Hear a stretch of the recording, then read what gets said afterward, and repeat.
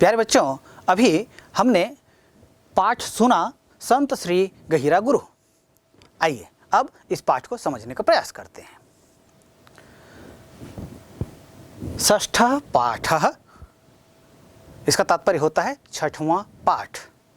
संत श्री गहिरा गुरु, संत श्री गहिरा गुरु अर्थात इस पाठ में हम संत श्री गहिरा गुरु के विषय में विभिन्न जानकारियां प्राप्त करेंगे।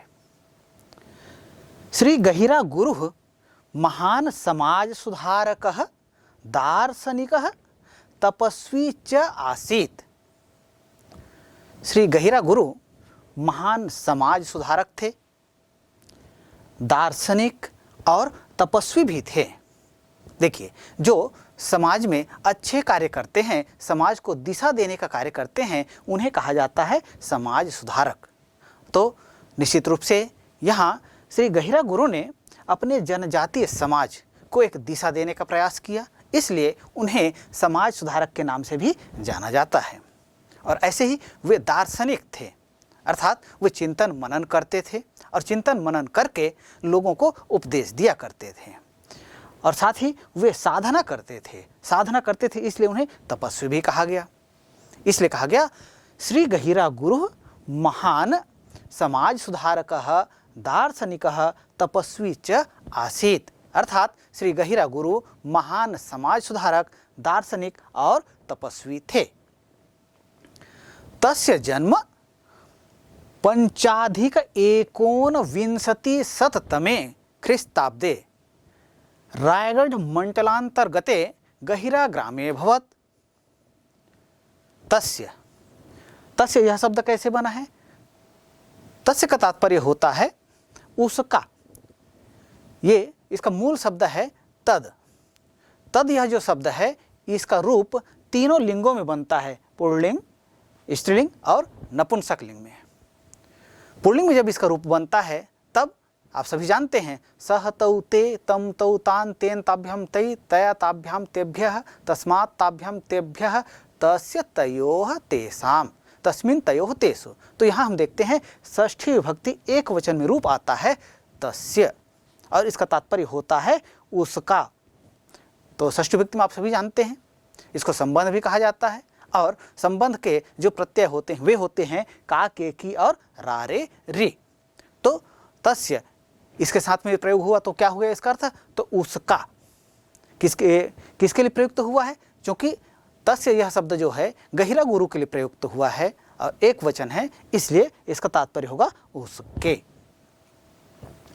तो तस्य जन्म, उनका जन्म, देखिए उस तात्पर्य तो होता है उसका, लेकिन चूंकि हम हिंदी में बात करते हैं तो जितने संत हैं आदर के पात्र होते हैं, उनके लिए आदर सूचक शब्दों का प्रयोग करते हुए हम बहुवचन का प्रयोग करते हैं।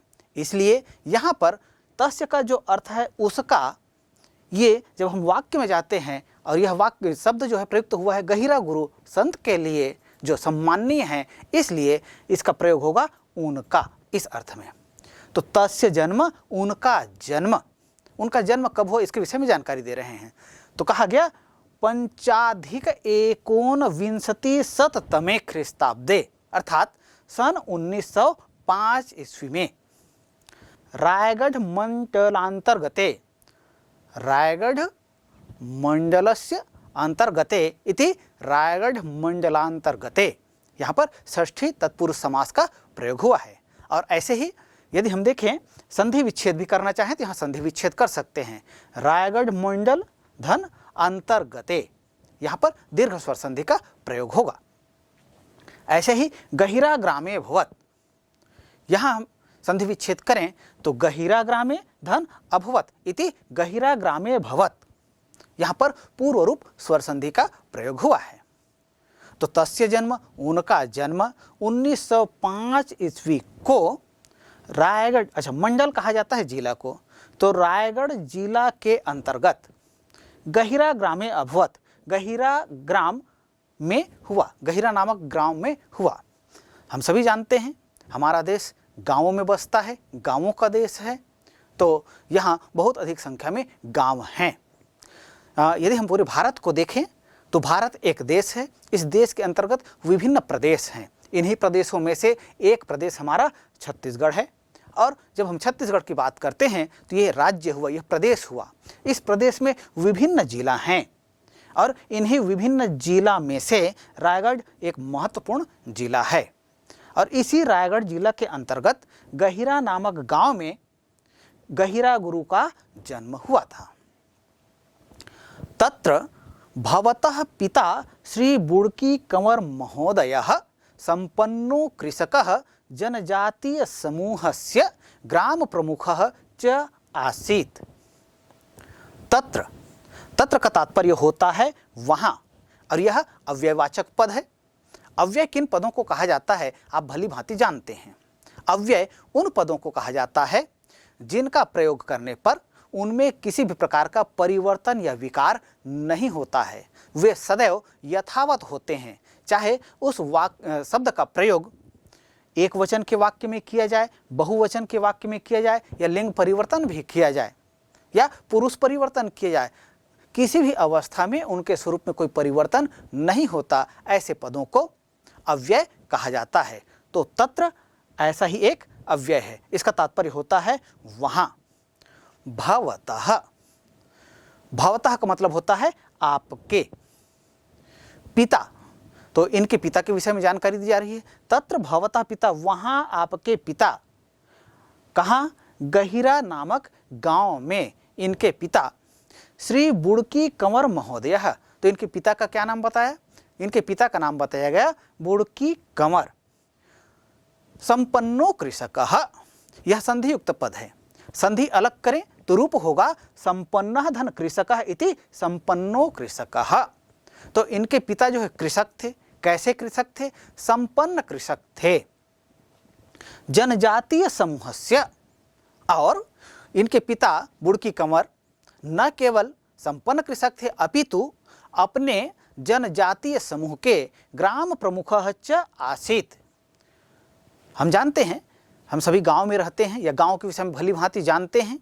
गांव में विभिन्न समाज होते हैं और इन्हीं समाजों में विभिन्न समाजों के कुछ लोग प्रमुख होते हैं। तो ऐसे ही गहिरा गांव के जनजाति समूह के ग्राम प्रमुख थे बुड़की कंवर महोदय, जो श्री गहिरा गुरु के पिता हैं। तो तत्र भवतः पिता, वहाँ इनके पिता श्री बुड़की कंवर महोदयः संपन्नो कृषकः जनजातीय समूहस्य च ग्राम प्रमुखः आसीत्। तो उनके पिता श्री बुड़की कंवर महोदय संपन्न कृषक और जनजातीय समूह के ग्राम प्रमुख थे। मातुर नाम श्रीमती सुमित्रा देवी आसीत्। मातुर नाम, यह जो पद है यह संधियुक्त पद है। संधि विच्छेद करें तब इसका रूप बनता है मातुः धन नाम इति मातुर नाम। मातुः, इसका तात्पर्य होता है माता का। यह मातुः जो शब्द है, ये शब्द कैसे बनता है? देखिए, विभिन्न परीक्षाओं में तरह तरह के प्रश्न पूछे जाते हैं। जैसे कभी भी किसी भी पद को या शब्द को के आधार पर प्रश्न पूछे जा सकते हैं। कभी उनका रूप पूछा जा सकता है, उनका मूल शब्द क्या है, उनमें कौन सी विभक्ति का प्रयोग हुआ है, कौन से वचन का प्रयोग हुआ है, कौन से लिंग का है, और साथ ही साथ उसका शाब्दिक अर्थ क्या है, ये भी प्रश्न पूछा जा सकता है। तो ऐसा ही पद आया मातुः। अब प्रश्न पूछ दिया गया, मातुः इति पदे मूल शब्दम विभक्तिम वचनम लिंगम च चिनुत। अर्थात मातुः शब्द जो है इसका मूल शब्द क्या है, लिंग क्या है, वचन क्या है और किस अर्थ में प्रयुक्त हुआ है, ये प्रश्न पूछ दिया गया। तब उत्तर क्या देंगे? तो मातुः, मातुः शब्द का मूल शब्द है मातृ। इसका तात्पर्य होता है माता। तो माता, मातृ शब्द का षष्ठी विभक्ति का यह रूप है। षष्ठी विभक्ति एक वचन का रूप है और माता, मातृ, यह स्त्रीलिंग का शब्द है। और मातु का तात्पर्य होता है माता का। तो मातुर नाम, तो माता का नाम। हाँ, समास करना चाहें तो समास विग्रह भी कर सकते हैं। मातुः नाम इति मातुर नाम, यहाँ पर षष्ठी तत्पुरुष समास होगा। प्यारे बच्चों, आप सभी जानते हैं संस्कृत में कई ऐसे शब्द होते हैं जिनमें संधि भी होती है और समास का भी प्रयोग होता है। ऐसे ही कोई शब्द ऐसा भी मिलेगा आपको जिसमें एक से अधिक संधि का भी प्रयोग होता है। तो यहाँ यह जो पद आया है मातुर नाम, इसमें संधि भी है और समास भी है। तो मातुर नाम, इसका तात्पर्य हुआ माता का नाम। श्रीमती सुमित्रा देवी आसीत, इनकी माता का नाम, जैसे हम सबकी माता का नाम है उसी तरह से इनकी माता का भी नाम है। क्या नाम है? नाम है श्रीमती सुमित्रा देवी। तो इनकी माता का नाम सुमित्रा देवी आसीत। आसीत मतलब था। आसीत यह शब्द कैसे बनता है?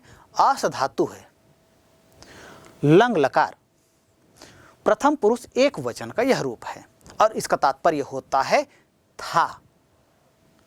तो इस तरह से आपको विभिन्न शब्दों के रूप भी पहचानना आना चाहिए, या जो धातु रूप हैं उन धातु रूपों के मूल धातु क्या है, कौन से लकार एवं कौन से वचन का है, यह भी आपको पहचानना आना चाहिए।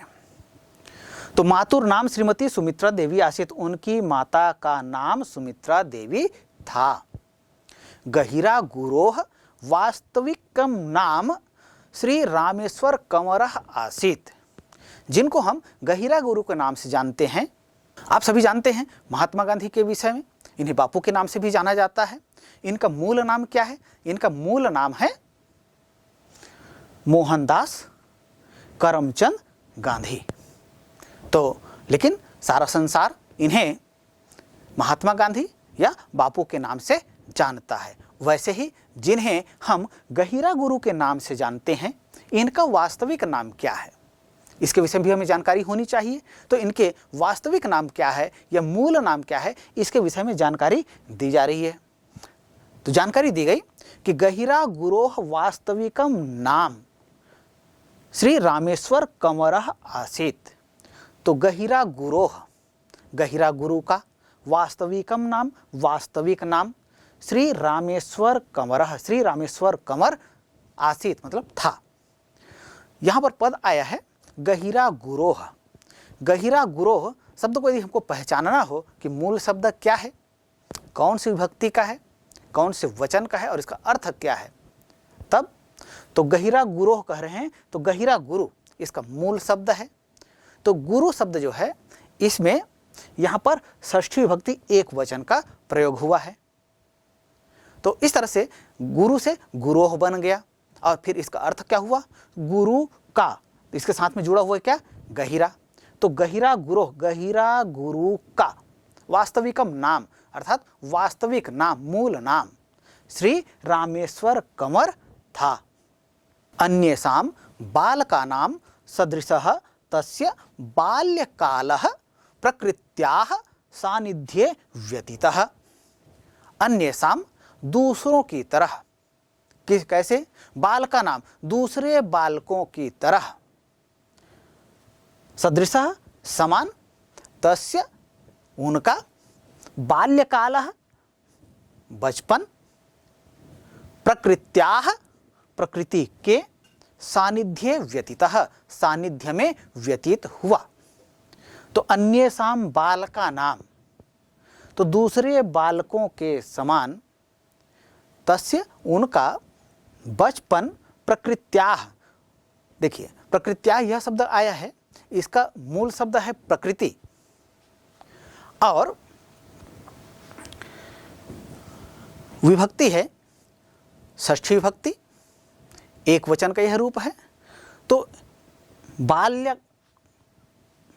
अन्येषां बालकानां सदृशः, अन्य बालकों के समान, तस्य बाल्यकालः उनका बचपन या उनका बाल्यकाल, प्रकृत्याः प्रकृति के, सानिध्ये सानिध्य में, व्यतीतः व्यतीत हुआ। सानिध्य शब्द है, इसमें सप्तमी विभक्ति एक वचन का प्रयोग हुआ है और इसका अर्थ होता है सानिध्य में। व्यतीतः विधन अतीतः इति व्यतीतः अर्थात व्यतीत हुआ। चलिए आगे बढ़ते हैं। किशोरावस्थायां रामेश्वर कंवरः गंभीर प्रवृत्तिं प्राप्तवान। किशोरावस्थायां, यह संधियुक्त पद है। संधि अलग करें तो रूप होगा किशोर धन अवस्थायाम इति किशोरावस्थायाम। इसका तात्पर्य होगा किशोर अवस्था में। अवस्थायाम यह जो पद है, इसके रूप को यदि हम पहचाने तो मूल शब्द है अवस्था।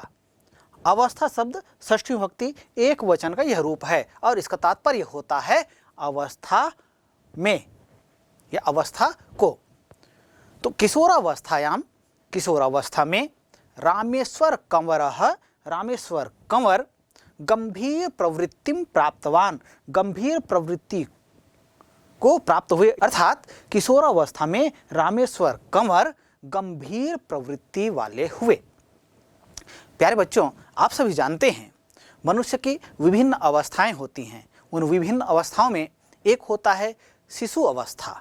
जब व्यक्ति का कोई बालक जो है या कोई शिशु जब जन्म लेता है, वह अवस्था जो होती है वह शिशुअवस्था कहलाती है। शिशु अवस्था जब तक वह अंक में खेलता है, और अंक मतलब गोद में खेलता है, तब तक वह शिशु अवस्था में रहता है। इसके पश्चात बाल्यावस्था अर्थात बचपन जिसको कहते हैं, यह प्रारंभ होता है।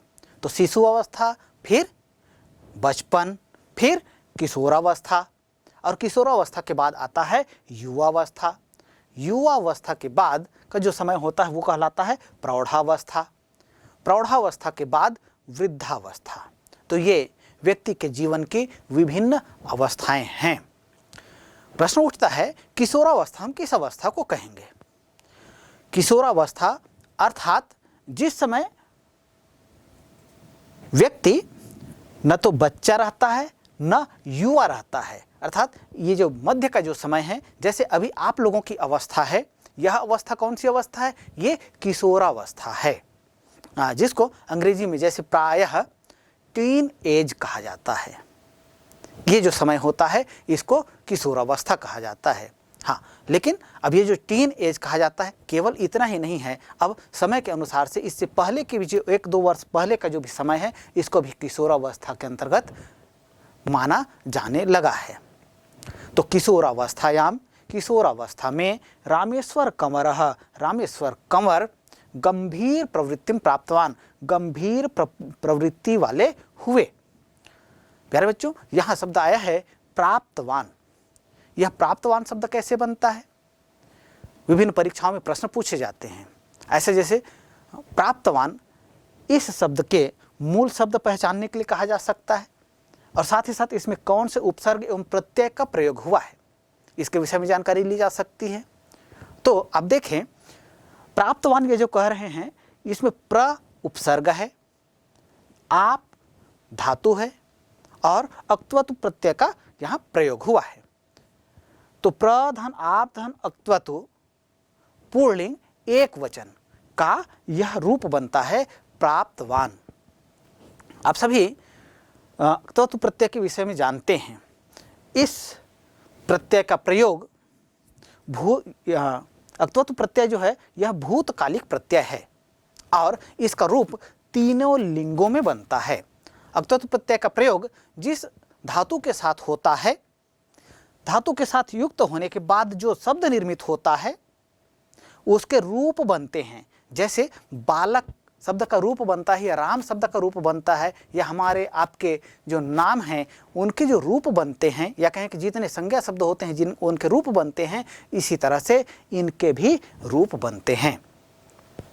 तो उसी तरह से यहाँ पर प्रधन आप धन अक्त्वतु इति प्राप्तवान, तो यह जो शब्द बना है यह प्रथम विभक्ति एक वचन का है।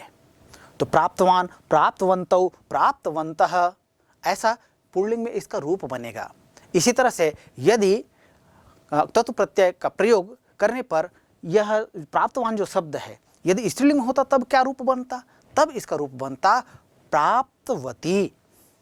यदि प्राप्तवती, यहाँ पर आप देख रहे हैं कि दीर्घ ई की मात्रा लगी हुई है, अर्थात जैसे नदी शब्द का जो रूप बनता है इसी तरह से इसके रूप बनेंगे। कैसे?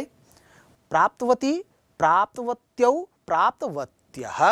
जैसे नदी नद्यौ नद्यः भवति तथैव प्राप्तवती, प्राप्तवत्यौ, प्राप्तवत्यः एतादृशं रूप भविष्यति। अर्थात रूप निर्माणम भविष्यति। तो इसके रूप पुल्लिंग और स्त्रीलिंग में भी बनेंगे, ऐसे ही नपुंसक लिंग में भी इसके रूप बनेंगे। तो यहाँ पर यह जो रूप है यह पुल्लिंग एक वचन का रूप है और इसका तात्पर्य होता है प्राप्त किया। तो चूंकि रामेश्वर कंवर आदर सूचक है, संत के लिए आया है, इसलिए प्राप्त किए। तो किशोरावस्था में रामेश्वर कंवर गंभीर प्रवृत्ति को प्राप्त किए, या कहें कि गंभीर प्रवृत्ति वाले हुए। जनजातीय समूहस्य दूरवस्थाम विलोक्य सह भृशम दुखी आसीत्। रामेश्वर कंवर का जन्म जनजातीय समूह में हुआ था, इसलिए वे अपने जनजातीय समूह के दूर अवस्थाम, संधियुक्त पद है, संधि विच्छेद करें तो रूप बनता है दुहधन अवस्थाम इति दूर अवस्थाम। यहाँ पर विसर्ग संधि का प्रयोग हुआ है। तो दूर अवस्था मतलब बुरी अवस्था को विलोक्य। विलोक्य जो है ये शब्द कैसे बना है?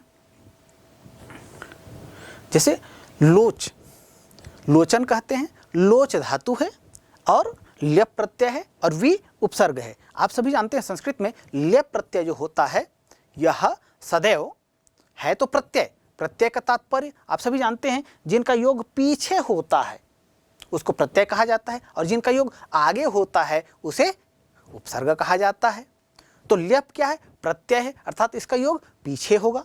लेकिन ल्यप प्रत्यय एक संस्कृत में एक ऐसा प्रत्यय है जो जब किसी धातु के साथ प्रयुक्त होता है तब न केवल पीछे योग होता है अपितु वह अपने साथ किसी न किसी उपसर्ग को साथ लाता है। अर्थात जिस धातु के साथ ल्यप प्रत्यय का प्रयोग होता है उसमें उपसर्ग का जोड़ना भी आवश्यक होता है। तो ऐसे ही यहाँ पर लोच जो धातु है इसके साथ में ल्यप प्रत्यय का प्रयोग हुआ, तब फिर रूप बनता है क्या? वी धन लोच धन ल्यप इति विलोक्य। इसका तात्पर्य होता है देख कर। सह, सह का तात्पर्य हुआ वह। भृशम, भृशम का तात्पर्य होता है बहुत। दुखी आसीत, बहुत दुखी हुए। जनजातीय समूहस्य, जनजातीय समूह के, समूहस्य कह रहे हैं तो समूह शब्द षष्ठी विभक्ति एक वचन का यह रूप है। तो जनजातीय समूह के दूरवस्थाम, बुरी अवस्था को विलोक्य देखकर सह भृशम दुखी आसीत, वे बहुत दुखी हुए। तत्र भवान तान आत्मनिर्भर करणार्थम भगीरथम प्रयत्नम कृतवान। तब भवान आपने तान उन्हें, किन्हें? जनजातीय समूह के लोगों को आत्मनिर्भर करणार्थम, आत्मनिर्भर करने के लिए। ध्यान दीजिएगा यहाँ पर आत्मनिर्भर करणार्थम, करण धन अर्थम इति करणार्थम। तो अर्थम यह जो पद है इसका प्रयोग किसी भी पद को चतुर्थी विभक्ति का रूप देने के लिए किया जाता है और इसका तात्पर्य संप्रदान के अर्थ में अर्थात के लिए अर्थ में होता है। तो आत्मनिर्भर करणार्थम, आत्मनिर्भर करने के लिए या आत्मनिर्भर बनाने के लिए भगीरथम प्रयत्नम कृतवान। भगीरथ प्रयत्न, कौन से प्रयत्न है जिसको भगीरथ प्रयत्न कहा जाएगा? तो ऐसा प्रयत्न, कैसा प्रयत्न? जैसा प्रयत्न भागीरथ ने किया था वैसा प्रयत्न यदि कोई करता है। जैसे एक पौराणिक कथा है, उसके अनुसार से भगीरथ ने गंगा को धरा पर लाने के लिए विशेष योग किया था, तप किया था और उनके प्रयत्नों के फलस्वरूप गंगा जो है धरा पर आई। इसीलिए गंगा को भागीरथी भी कहा जाता है। तो इसलिए उनके द्वारा जो प्रयत्न किए गए भगीरथ के द्वारा उसको ही भगीरथ प्रयत्न कहा जाता है। अर्थात जो बहुत अधिक प्रयत्न हो या कठिन प्रयत्न जो करते हैं, असाध्य को जो साध्य कर दे, ऐसे प्रयत्न को भगीरथ प्रयत्न कहा जाता है। तो तत्र भवान तान आत्मनिर्भर करणार्थम भगीरथम प्रयत्नम कृतवान। तो वहाँ आपने उन लोगों की बुरी अवस्था को देखकर आत्मनिर्भर करने के लिए जो अथक प्रयत्न किया